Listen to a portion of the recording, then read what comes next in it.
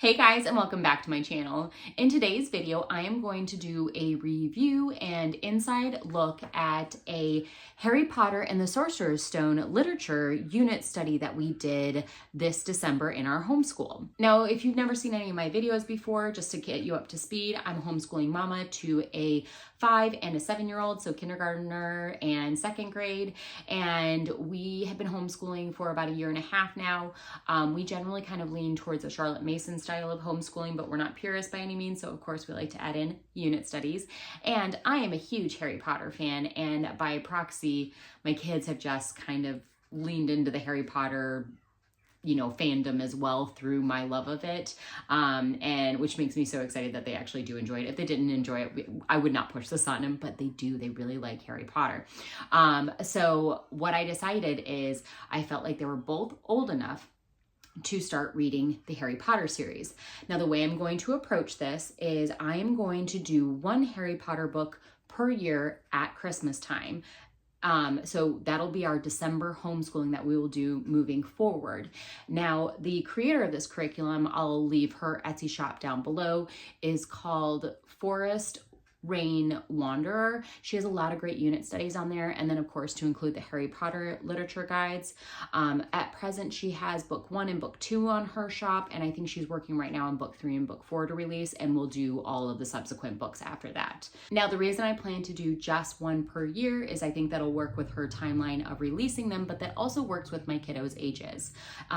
If you've read the Harry Potter books, you know that they start off sweet and kid-like, and then as Harry Potter gets older, he turns 1 year older in each book, they get more adult and there's more mature themes in them. So I think that'll be the perfect spacing and pacing of the books. So we did the first book this year, of course, and then we'll do book 2 next December in 2025, and my kids will be 1 year older, just like Harry Potter will be 1 year older, and be able to handle those more mature themes. So they will grow up with Harry Potter as he grows up. Now, this, right off the bat, I want to give you my upfront opinion. We loved it. Oh my gosh, the kids had so much fun. I had so much fun. They were still learning, but it was in a fun and magical and fantastical way.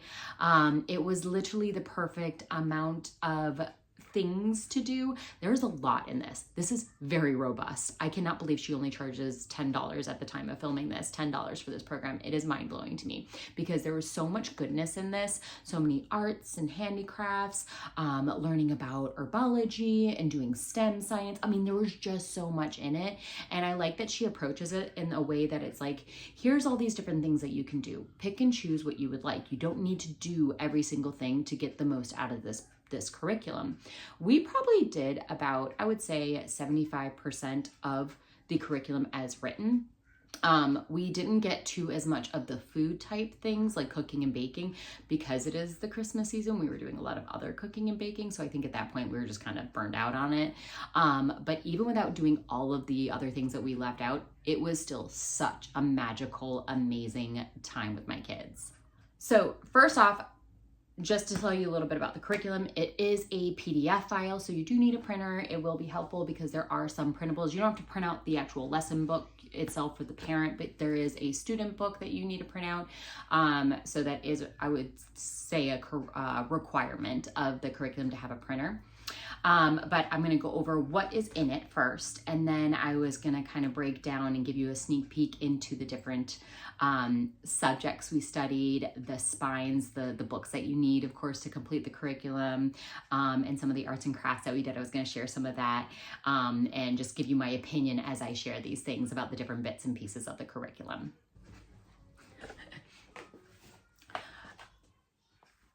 So I had to let my dogs into the office, so be prepared. They're going to be hanging out with us in here. So in the PDF file, you have 2 main booklets, I would say, that you're printing out. You have the parent guide. This is your literature guide, and there's a lot in here. So this is for you, the parent. And then you have a student guide. So it's called My Wizard Journal for the child, and that has all the pages in there that they will need to complete the curriculum. So in the curriculum, what is included in it? I'm telling you it's a robust curriculum, but what does that actually mean? So in this, you have what they call quill skill. So there's copy work included in the curriculum. There is arts and crafts and handicrafts, cartography, so map making. So they will make a Hogwarts map that they will continue to add on to as they read through the book. And I think they continue to add on to it throughout the other books. You also have vocabulary words. There is herbology. So basically you are studying about herbs and their medicinal uses, but she calls it herbology because it is Harry Potter. There's also potions and alchemy, which is basically your STEM, your science experiments that you do, but they're under the guise of being a magic potion. It's kind of fun. You also learn magi zoology, which is basically magical creatures. You learn about those, which is just fun.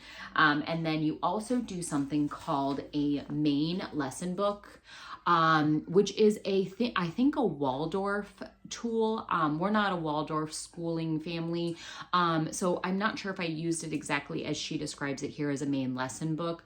We used it more as a illustrative narration page. My youngest, my kindergartner, just drew a picture from each chapter once we read it.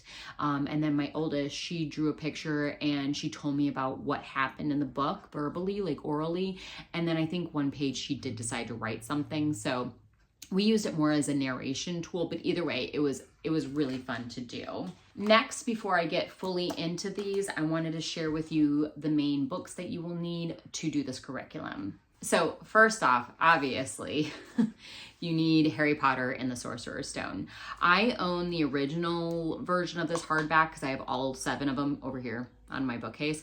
But for this, I decided, because my kiddos are younger and I think that they would enjoy this better, which they did, I got the Mina Lima version of this book, which is an illustrated version, and it has pop-ups and stuff inside of it. Like here's Diagon Alley.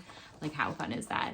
And then here's the watch that Dumbledore has that he pulls out at the beginning. So there's lots, and then there's just beautiful illustrations in here. I just thought this would be fun because we're making it more of a fun thing. We're not just reading the book, we're doing all these fun activities around it.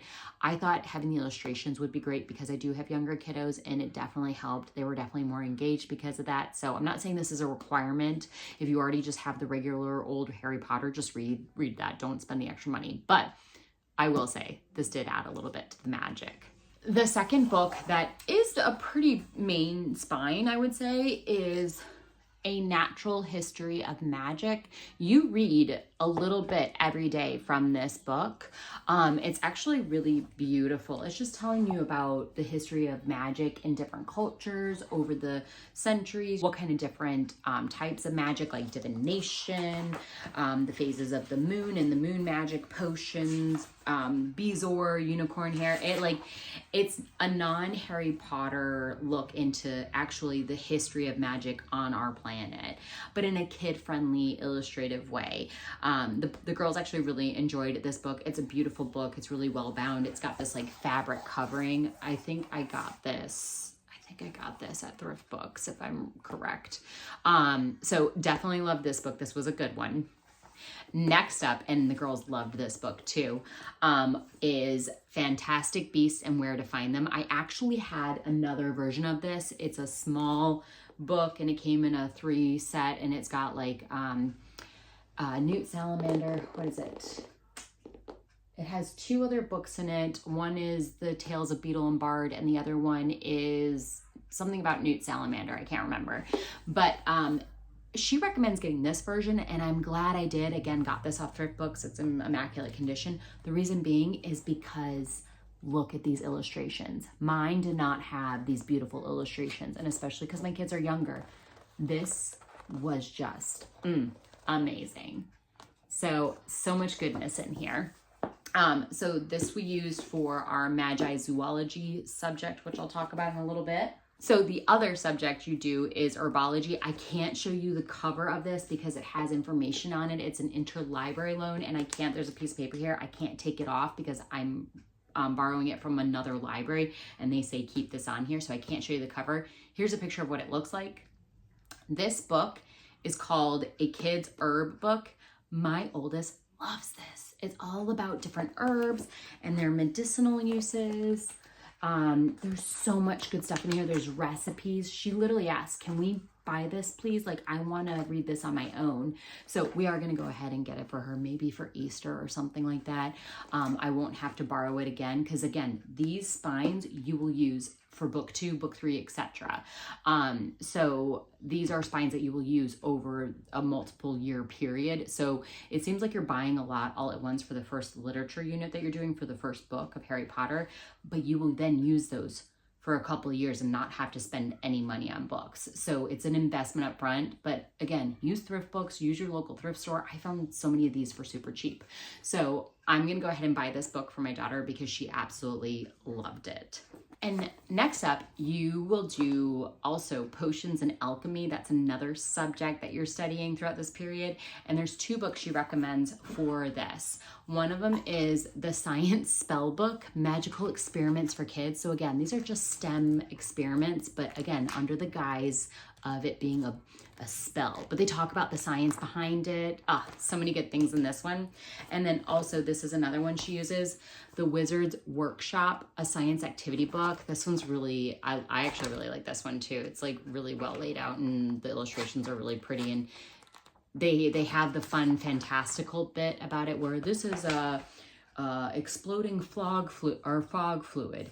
But then they're like, okay, so you're gonna need in your ingredients dragon acid, extra strength. What they actually mean is hydrogen peroxide, so they do it as a spell, but then they explain the science to you for the kiddo. So it's really fun. And last but not least, the way that she sets up the lessons is it's per chapter. So each chapter is a lesson, and there's 17 chapters in the first book, so there's technically 17 lessons. But the last lesson, there is an 18th one, and it's all about reading Who is J.K. Rowling. We haven't done this yet, and we're actually going to go ahead and save this for after book 2 next year. The girls just said, they're like, we kind of just want to have next week off because I'm filming this this is the Friday after Christmas. So we were going to read this over the period of 5 days. And then along with this is some discussion questions. And then they would draw a picture in their main lesson book. But they said, can we wait and do that after book 2 next year? So I have no problem doing that. For 5 and 7 years old, they hung in really well with this program. So I'm going to wait and do this next year. But yes, it's the Who is J.K. Rowling. And I'll link all these books down below for you so you can go check them out. Alongside books, she also recommended some games, and that was also just so fun. The first game she recommends is Wildcraft, an herbal adventure game. This was so fun with the girls. They love this game. This is to complement along with your herbology studies. She doesn't say play this game this day. She just says whenever you get a chance, play it. This I got for, actually I was able to purchase used secondhand from a friend of mine, so I got it for about half the cost, but it was well worth the money. I would have paid full price for this because the girls love it. They also are learning so much about herbs and their medicinal uses, but it's a game that doesn't have just one winner. It's a group activity. It's like this role-playing kind of situation where you're at grandma's house and you have to make your way up the mountain together, everybody playing together, right? It's not, I'm gonna beat you or I'm gonna beat you. It's a camaraderie, collaborative game, which I really kind of like that because most of our games are competitive and pitting themselves against each other. Just is what it is. The other game she recommends, which is upstairs in my daughter's room, so I'm not going to go snag that, is the Golden Snitch game. So I'll leave that right here, a picture of it. Again, I'll link everything down below. Something she didn't recommend, but we just had already because we love Harry Potter, is Harry Potter Scrabble. I'm gonna leave a picture here because I'm not gonna run outside into the living room with my girls because I'm hiding in here and they're leaving me alone for right now. So if I go in there, they're gonna be like, Mom, I'm like, no, I'm still filming. So we used Scrabble, my oldest daughter and I, and that actually really helped her out with spelling and reading. And I think we're just gonna start doing that now from now on. Even though it's Harry Potter themed, that doesn't matter. We can just do it whenever. And then something else I think I'm going to start incorporating into this once we get through more of the books and the girls are older. And again, it's something I already have on hand because I love Harry Potter. We have the Harry Potter Trivial Pursuit game. It's way too advanced for them right now at their ages, but also they need to read way more of the books to be able to actually be competitive in this game and know the information you need to know to answer the questions. But just a recommendation, if you have older students, that's something else I would recommend throwing in because we love that game. So now I just wanted to do a quick deep dive into, that doesn't make sense. Quick and deep dive are contradictory. I want to do a quick overview of the books. I'll do a little flip through of the different pages and how they're set up so you can kind of see what the curriculum looks like logistically. So when you first get into here, it shows you, it talks about like how to do it, what's included, like the spines. This is all in her sample. I'll leave down below a link to it. Then she has the book list here, and then welcome to your first year at Hogwarts. It's just so beautifully done and laid out too. So first in the teacher guide, she has the chapter lessons laid out. So like I said, I kind of treated each chapter as a lesson. There are 17 chapters plus that 18th lesson on who is J.K. Rowling. I would recommend, if you're doing this in its entirety, the way she lays it out, it's a feast. It's kind of Charlotte Mason, like she gives you a lot of things you can do, and you can pick and choose what makes the most sense for your time that you have available, what your kiddos' interests are. There's so much in here. So it's kind of like a pick and choose, an a la carte, do what you want. If you're doing a lot of this, I would recommend not doing a lot outside of this curriculum with it. Or if you are going to, spread one lesson over at least 2 days. We did one chapter or lesson per day. So I read the chapter. That in and of itself took about 45 minutes sometimes because some of the chapters are long. Also because I'm reading it out loud and I'm doing voices. I'm not speed reading it as if I were reading it myself. So that took about 45 minutes. And then the activities and everything took about another hour or hour and a half. And then on top of that, we were doing math each day. And then I was doing that winter solstice unit study on top of that too, which that video again will be coming after this video if you want to hear about that. So my recommendation from a pacing perspective is if you're going to do one lesson per day and get this done in about 17 days, not doing the Who is J.K. Rowling, then don't do a ton outside of this. If you are doing this in addition to your regular curriculum, I would plan to at least do one chapter over 2 days. And I would do that J.K. Rowling book, like read 2 chapters a day over a 5-period day. So what does that math look like?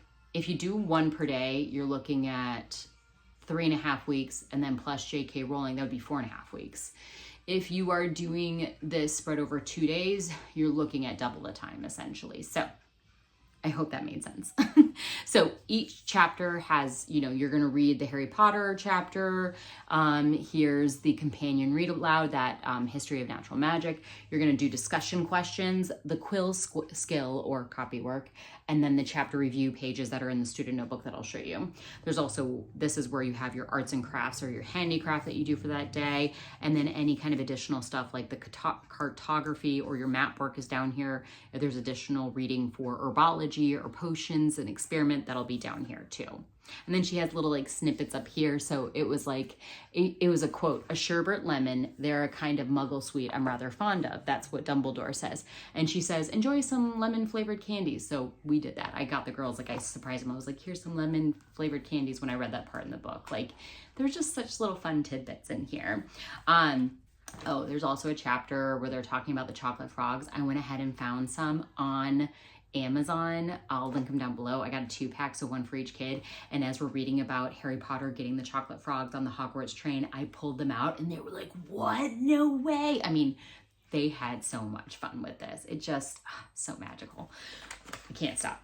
And then the other parts in this book are the recipes and crafts that you will do. So, like for example, you can make a cake for Harry Potter's birthday, or Knickerbocker Glory, I think is what these called. It's an ice cream sundae. We actually, out of all the stuff that we really didn't do a lot of the cooking. We did a lot of the other stuff. It's at Christmas time, so there was so much other cooking that we were doing and baking, and it just, I don't know. We just ended up not doing a lot of the cooking. We did a lot of the other stuff. And then also she includes printables that you will need for the program. Like for example, here's one of the printables. I printed this out on cardstock for each of the girls. They got a platform and 9 3/4 ticket to get to Hogwarts. And then at the end, we watched the last day after we finished the last chapter. We did a movie day and did popcorn and all this stuff. And I printed out their ticket and we pretended like they were going to the movies. Like, so good, y'all. I can't say enough good things about this. Now, getting into the student journal. So she recommends do not bind this. I know it looks like I bound it, but I use the GBC Pro Click series binding machine, and their spines are clickable. I don't know, it's like a binder and a spiral binding had a baby. So you can bind it, but I can also open it up and put in extra pages. If that makes sense, I hope so. So she says not to bind it because the subsequent books that you are going to do, the literature guides, you will add to this. And by the end of doing all 7 books, you will have this amazing keepsake that the kids can look back through. So what's included in it? You have your chapter review. So each chapter has a 2-page spread of chapter review lesson pages. So in the first page, you talk about the vocabulary for that day. There's vocabulary cards too that I can show you. You write the definition, have them use it in a sentence, and then what are synonyms for that word. So my daughter got, introduced to my oldest daughter, by the way. I did not print this out for my 5-year-old. She could not do this yet. She's not there. Maybe next year I'll print out one of these for her, and she'll just start hers wherever, it makes sense from her age perspective for her to start it. My oldest, she's capable of doing this right now. She's 7. Again, I think I mentioned that already for reference. The second page for this one, she has like a little activity. So in this one, it was new character, draw Hermione Granger, tell us some of her personality traits, discussion questions, and then if you want to, we kind of did this on some of the chapters, but not all of them, talk about the beginning, middle, and end. So lots of language arts concepts being introduced there with these chapter review pages. The next section in the journal is the potions and alchemy pages. So what you do is you basically just print off as many of these pages as necessary for the different spells or experiments, your STEM stuff that you're doing, and you write down what's the experiment, ingredients used, theory of outcome. Again, my kid's younger, so we talked out a lot of this because for her, she does get tired if she writes too much. So we did some writing, some talking. And then the last part is observation, what happened. So basically your science aspect. Next up, you have Magi zoology pages. So after you read about a different animal, magical animal, creature, you would then write a page on it. So this was a troll. She writes, what's the name of the troll, the Ministry of Magic classification, because that's in the book. What does it eat? Where do I live? And then important information. This is obviously not real. They're magical creatures and it's mythical, fantastical. But what it is getting them used to is reporting, critical thinking, remembering facts and information that you learned about the different animals, right? So although it's not real, it's still working on real skills for the child. Next up, she has Herbology pages. So that's the next section in here. And again, same thing as the potions and alchemy. You read about a different medicinal herb. You write the name, the Latin name, what its uses are as facts. She draws a little picture of it. Getting used to doing scientific reporting and such. And last but not least, what's included is quill skills. So this is for copy work. She has pre-prepared copy work for the students in both print and cursive, but she has it written out so that the child traces it rather than writing under it, which I know that works for a lot of families, but for the way we like to do it, we kind of take a little bit more of a Charlotte Mason approach where I write it out and then she writes underneath it, because my oldest doesn't need to copy over yet. She copies under it on a blank line, if that makes sense. So instead of printing out all those pages, what I did was I used the copy work sentence recommended for that chapter and I wrote it down myself. And then I have these copy work pages from a Charlotte Mason notebook PDF that I got off Etsy. I'll link that down below. It's my favorite thing. I printed off for my girls to use with our McGuffey readers. I just printed off the copy work pages from that journal and I print off multiple of them. You'll see here, like they're all behind it. And since we're working on cursive, I wrote it in cursive up here and then my oldest then wrote it underneath.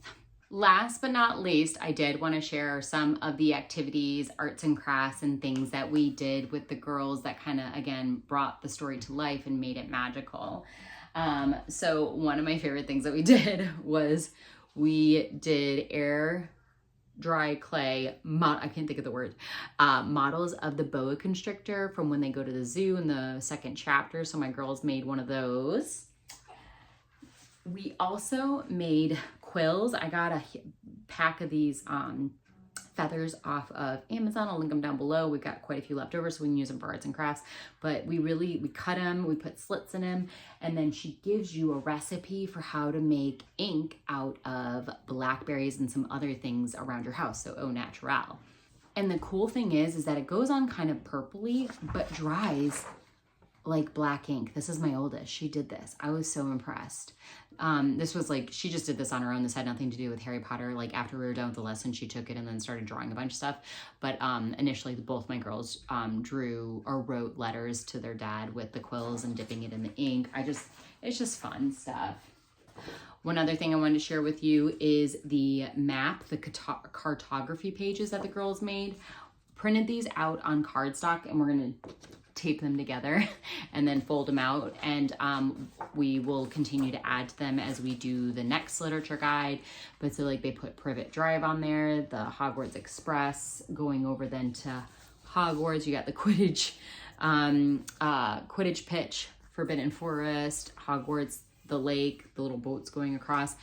I mean, just such fun stuff. And again, we're going to maintain these and continue to add them over the next couple of years as we do all of the different literature guides.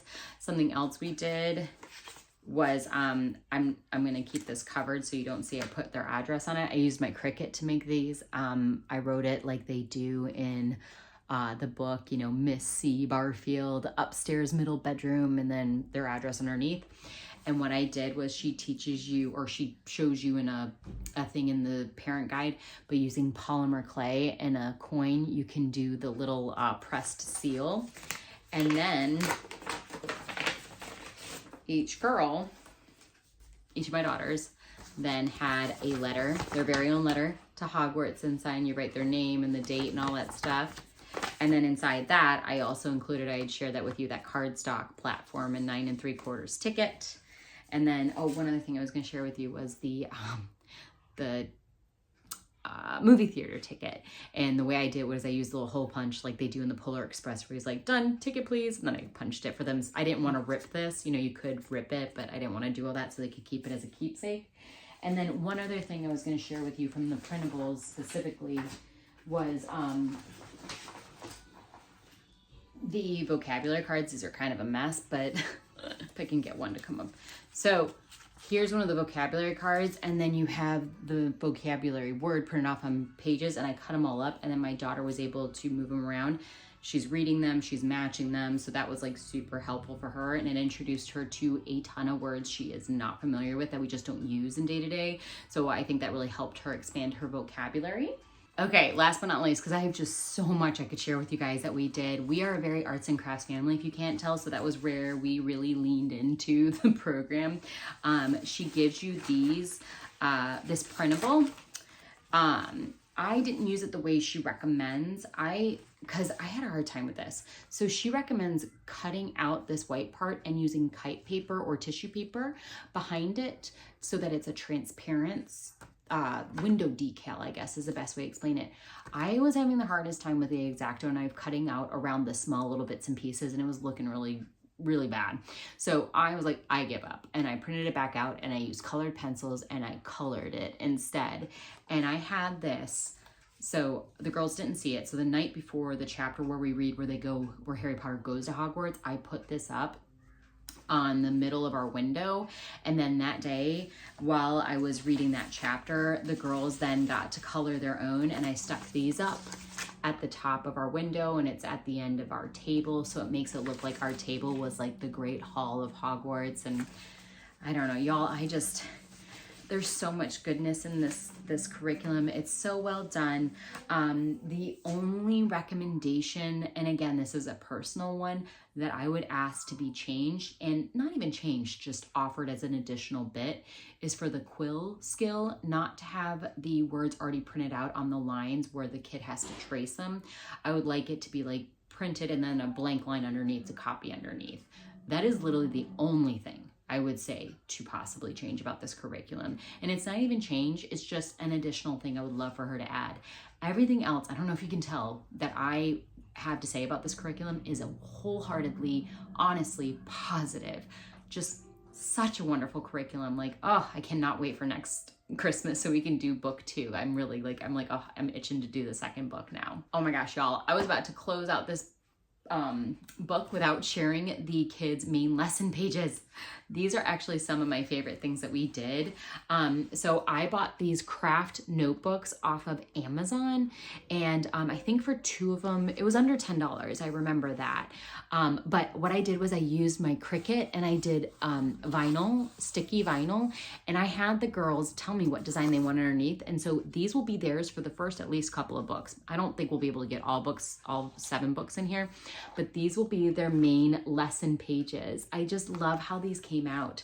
So this is how we used it. I just want to show you an example. We're not a Waldorf family, so I use this more of a narration notebook. So here's for chapter 1. See, I wrote the name of the book and then the chapter underneath that. Harry was delivered to his aunt, and then she drew a picture of Harry Potter, his little lightning scar, sitting on, his aunt's front door.